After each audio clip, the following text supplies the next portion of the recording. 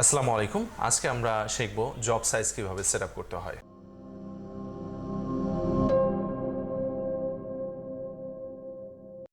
প্রথমে create a new file ঢুকলাম ভিতরে। এখানে দেখতে পাচ্ছেন আপনারা job set up. Job set আপের মধ্যে job size X and Y. X এই দিকটাকে বলে এবং ওয়াই এই দিকটাকে বলে। সো এক্স অক্ষ অ্যান্ড ওয়াই অক্ষ, এখানেও আপনারা দেখতে পাচ্ছেন এটা হচ্ছে এক্স অক্ষ, এটা হচ্ছে ওয়াই অক্ষ। সো এক্স অক্ষ এবং ওয়াই অক্ষের আমরা জব সাইজ সেট আপ করবো অ্যান্ড হচ্ছে জেড অক্ষের। তো আমরা আজকে এই অংশটাকে নিয়ে কথা বলবো। এই অংশটা মূলত কি, এই অংশটা আসলে কিভাবে কাজ করব। জব সাইজ হচ্ছে মূলত আপনারা যে কোনো কিছু আপনারা ইয়ের মধ্যে কাটতেছেন, মেশিনের মধ্যে কাটতেছেন। ফর এক্সাম্পল এখানে আপনারা দেখতে পাচ্ছেন যে এই আলমারিটার যে পাল্লাটা আপনারা দেখতে পাচ্ছেন, আপনারা মনে করেন যে আপনারা এই নকশাটা করবেন। সো এই নকশাটা করতে গেলে কি করতে হবে, এই পাল্লাটা আগে আপনার মেশিনের মধ্যে তুলতে হবে।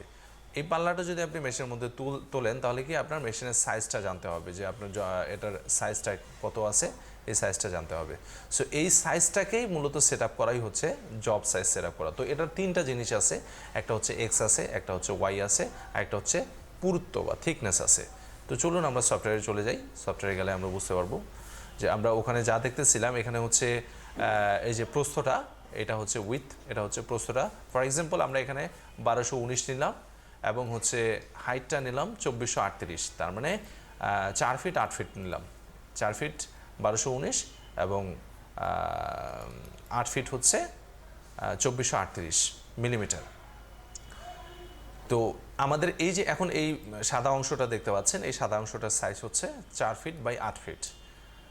আর এখানে হচ্ছে এই যে ম্যাটেরিয়াল জেড মানে কি, থিকনেস, পুরুত্ব। এই যে এখানে নিচে এখানে দেয়া আছে যে thickness equal to Z. Machine যখন উপরে নিচে যায় এটাকে মূলত হচ্ছে জেড এক্সিস বলে, জেড এক্সিস বা জেড অক্ষ বা জেডের দিক। তো এই দিকে আসলে কতটুকু ম্যাটেরিয়াল থিকনেসটা কতটুকু হবে, সাইজটা কতটুকু হবে, ঠিক ওইটাকেই এখানে আমাদের নির্ধারণ করে দিতে হয়। ফর এক্সাম্পল আমরা যে একটু আগে যে ছবিটা দেখলাম, এই যে এই ছবিটা আমরা ধরে নিচ্ছি যে এই পাল্লাটার থিকনেস হচ্ছে 25 মিলিমিটার বা 1 ইঞ্চি, 1 ইঞ্চি চেয়ে কম অবশ্য, বেশি একটু 25 মিলিমিটার। সো আমরা এখানে 25 মিলিমিটার সেট আপ করলাম, লিখলাম, এই যে লিখলাম 25 মিলিমিটার। সো 25 মিলিমিটার লিখলাম, দেন হচ্ছে এটা যেখানে আছে সেখানেই রাখবো, এখানে ওকে 25 মিলিমিটার সেট করলাম। দেন হচ্ছে আমরা ওকে করলাম। দেখেন এই সাইজের আমাদের একটা বোর্ড চলে আসলো। এবার আমি বলতেছি যে না, আমার যদি বোর্ডটা যদি আমার যদি 100 মিলিমিটার বাই 200 মিলিমিটার হয়, আমি বললাম যে 100 মিলিমিটার আমার হচ্ছে প্রস্থতে 100 মিলিমিটার, সরি 1400 লিখছিলাম, 100 মিলিমিটার প্রস্থতে এবং হাইটে হচ্ছে 200 মিলিমিটার। সো 100 বাই 200 আমি ইন্টারপ্রেস করলাম, 100 বাই 200 সাইজে চলে আসলো। এবার যদি আমি বলি যে না, আমার এটা হচ্ছে 200 বাই 500 মিলিমিটার, মানে পাশে হচ্ছে 200 মিলিমিটার পাল্লাটা, এই যে পাল্লা দেখতে পাচ্ছেন বা অন্যান্য যে কোনো কিছু মনে করেন, এটার হচ্ছে পাশে হচ্ছে 200 মিলিমিটার এই দিকটা, আর এই দিকটা হচ্ছে মনে করেন 700 মিলিমিটার। তো এটা আমরা ঠিক ওইভাবে সেট আপ করবো যে 200 মিলিমিটার বাই 700 মিলিমিটার। আসলে ওটাতে তো নকশা নেই, নকশা যেটা আছে এটা দেখাই। এই যে এটাই মনে করেন যে এটা হচ্ছে এদিকটা 150 মিলিমিটার আর এদিকটা হচ্ছে 500 মিলিমিটার। সো 150 বাই 500 আমরা এখানে সেট আপ করি, 150 মিলিমিটার অ্যান্ড দেন হাইট হচ্ছে 500 মিলিমিটার।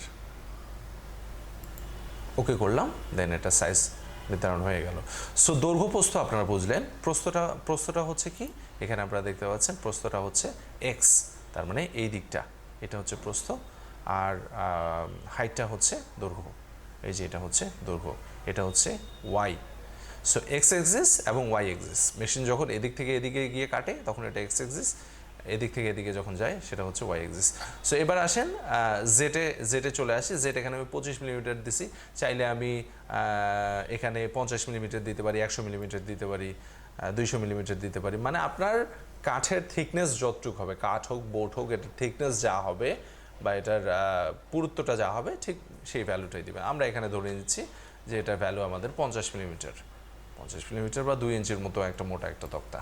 সো ওকে করলাম, দেন এটা চলে আসলো, বোর্ডটা চলে আসলো। তো আজকের মতো এতটুকুই। আর জব সাইজ মানে কি, ওই যেটা কাজ করবেন ওইটাকে জব বলে। সো জব সাইজ নিয়ে আজকের মতো এতটুকুই। পরবর্তী ভিডিওতে আমরা আলোচনা করব অরিজিন এবং ইউনিট নিয়ে। এই ভিডিওটি দেখার জন্য আপনাদের আমন্ত্রণ রইল। ভালো থাকবেন সবাই। আসসালামু আলাইকুম।